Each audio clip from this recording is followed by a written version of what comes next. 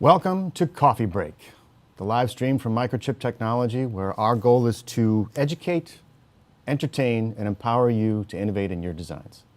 I'm your host, Dana Curtis, and we're thrilled to kick off Season 13 so that we can explore the magical world of embedded control and processing technologies and all things smart, connected, and secure in about the time it takes to enjoy a fresh cup of coffee. Thank you for joining us on Coffee Break. Before we get to our special guests, we'd like to talk about some housekeeping items with Aaliyah. What do we have for us? Hi everyone, thank you for joining us today. We are currently live on YouTube, Facebook, and LinkedIn. We invite you to participate in today's episode by leaving your questions and comments in the chat or email us at livestream@microchip.com after the broadcast. Don't forget to follow us on LinkedIn and subscribe to the event, and don't forget to subscribe to our YouTube channel as well. Back to you, Dana. Thanks, Aaliyah. Today we have a very special guest joining us. Nicholas Termer is a Senior Applications Engineer at Microchip Technology. Welcome, Nick. Thank you for joining us. Thanks for having me. You're here to talk about speeding up automotive communication with CAN FD, which is a topic of interest to our audience. We've got our coffee ready. Let's start with the obvious question. Why is automotive communication so slow? Well, speed's really only part of the equation here. There's a couple other factors that are involved in this. Size, for one example, but also its bandwidth, its utilization. The more messages you can send, or rather the faster you can send the messages, the more you can send in the same amount of time. Right. So it's more about messages rather than speed, because we're talking about communicating information, right? Yeah. It's about getting as many messages out in a small amount of time. Okay. So where should we begin when we're talking about CAN? What is CAN? Yeah, that's probably a good place to start, the very basis.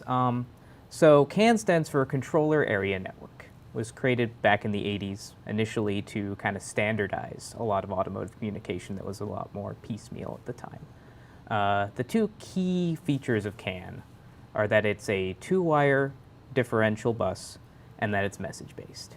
So what the two-wire differential bus means is that physically you have two wires connected to each of the devices on the bus, terminated at each end with a 180 ohm resistor. And differential means that you have a CAN high and a CAN low. And the actual signal carried along that is you have a recessive bit. That's when both of those lines are pulled to roughly the same voltage. And you have a dominant bit when they are pulled, the CAN high is pulled towards your your source voltage, and your CAN low is pulled towards ground. And what this does is it gives you a lot of noise resistance, because the actual signal is the difference between those two. Right. And that gives you a case where any noise will be on both lines, and the actual signal is different, so it gets canceled out. What message-based means is that in the CAN bus, every message that is sent out has a unique message identification. And each one of those, each device on the bus can decide individually whether it cares about that message ID or not. This is opposed to other protocols that are address-based, where Right. you send out a message to one specific device, you have a destination in mind. Message-based allows you to just send it out and a group of devices can all care about it, or only one, or everyone. Right, helps for better efficiency in the bus, Yeah, right? exactly. What kind of messages are we talking about? So really, most everything that's sent, a good chunk of everything that's sent on the car is on this CAN bus. So you've got the engine talking on this, you've got the airbags, you've got the sound system could use this, all sorts of things.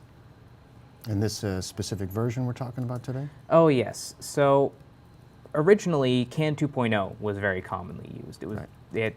the 1.0 was pretty quickly adopted, but 2.0 was added on.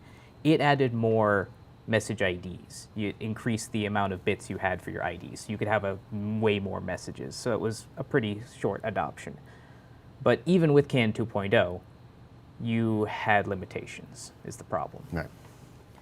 Your maximum data rate for CAN 2.0 was 1 megabit per second, which was, that's pretty fast back in the 80s, but Right. it's a little slower nowadays. Modern vehicles have a lot more software in them. Exactly. Yeah. This also limits your size. So practically, the 1 megabit per second only works up to a 40 meter bus. And if you go larger than that, you have to go even slower. You have to go down to 500K or 250K even. And unfortunately, this isn't something that could be solved with basic solutions, because that's from propagation delay. That's the speed of light you're dealing with. Right. Well, you don't get around the speed of light. Right? No. Physics makes fools of us all. All right. So the boundaries of the physical world aside, we wanted to improve on CAN. So what does that bring us to? That brings us to CAN FD. Yeah. So CAN FD, that stands for Flexible Data Rate. It was created in 2012, and it was designed to mitigate some of these limitations we ran into. So it introduces two major changes to CAN. The first is that it gives you variable speed. The arbitration, the overhead of each message, still has to be done at those slower speeds. That's the speed of light. That's what we were talking about before. But once that's done, you know you're the only person talking on the bus. You know you're the only device talking on the bus. Right. Suddenly that limitation goes away, and you can send all of your data at a much higher speed. You can go up to 5 megabits per second for the data rate. And the other aspect of this that helped was they made the data segment a larger part of the message. Before, you could only send 8 bytes every frame. Now you can send to 64. And since you're sending that 64 at this much higher speed, now a larger percentage of the traffic on your bus is going at this higher speed. So you can still get around these limitations. This also lets you go to larger sizes, because even if you're at a size where you have to be sending the arbitration at 500K, you still have that, but you can still send the data at the full speed. Right. So you're not talking about a hardware upgrade. This was just purely software. Pretty much purely software, yeah. That's the nice thing, is that this is backwards compatible. Oh, yeah. You can have Okay. CAN 2.0 devices and CAN FD nodes on the same bus. There's a few minor caveats. You have to basically tell the 2.0 devices to ignore the CAN FD traffic when it's happening, because they won't understand it. But from a physical standpoint, the CAN FD devices can still understand everything CAN 2.0 is saying. Right. So So it allows for scalability without a forced redesign. yeah, no, you can still keep everything else you had from before. That's great. Okay, so CAN FD, we're talking about in automotive, but obviously we're not limited to just automotive. Are there Yeah, other I mean, applications? automotive is kind of the big one to start with. OBD2 and EOBD, which is the European equivalent. So that's your onboard diagnostics on vehicles. They've used CAN from the beginning, and a lot of newer vehicles are using CAN FD because it's just faster CAN. So Right. it makes sense, you get more But it's bandwidth. reliable, Yeah. it's It's reliable, they know it. dependable. Yeah, they know it, but it's still faster. It's Right. still more bandwidth.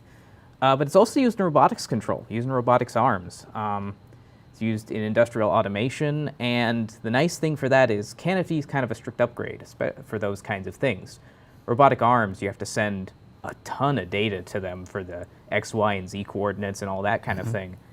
And if you can send your data faster, and you can send more data in one frame, that allows you to send basically faster commands to your robotic arm, to all your industrial. And for industrial, the size is a big factor. You Right. can go faster while still keeping the size of a full factory floor. right, all without a hardware upgrade. Yeah. So that's exactly. a major plus. Exactly. So how about we get started? So the good thing is, nice thing is, Microchip has you covered pretty much all the bases. We have you first want, if you want to get started with CAN FD, you want a CAN FD controller device. Right. We have the first 8-bit CAN FD controller on the market, the PIC18F 57Q84 family. We even have it as a C Nano board, which has an onboard programmer. You have access to all the pins. And it even has an onboard external oscillator, which allows you to, CAN FD can be a little picky about the speeds it's running at. The oscillator, we got that covered for you. Secondly, you're going to want a CAN FD transceiver. The controller needs to have its signals translated to the CAN high and CAN low signals. So fortunately, we have that covered as well. We have a variety of transceivers, but a good starting point is the ATA 6561. And now when you're wanting to develop a system with this, you're going to want to look at the signals. So we also have CAN bus analyzers. Now, the K2L Optimizer software and the K2L Optimizer Mocha hardware together work on this. And the nice thing about this is they allow you to view and send CAN messages to your bus. But the nice thing is when you're first developing, you only have one device that you're just talking to. Technically, in order to be a valid CAN bus, you need at least 2 devices on the bus. Otherwise, you won't get an acknowledge, and you'll have issues with that. Fortunately, the K2L hardware and software acts as the second device on the bus, so you can get right going with debugging and developing right away. So then, what's the upgrade path? So the place to go for customers to look at, we have a beautiful landing page, microchip.com/CAN/CAN, and that has pretty much all of the information. It has links to the analyzer tools, it's got links to the Curiosity Nano, all of our parts that have CAN on them, has links to all sorts of things in the CAN ecosystem we have at Microchip. So, I think that's our signal to go for some live questions. Aaliyah, what do we have out there in the live audience going on? All right. The first one is coming from Paul in LinkedIn. This covers the hardware side, but do you have any assistance for CAN-FD software? oh, I'm actually glad you asked. So, MCC Melody, our code configurator, code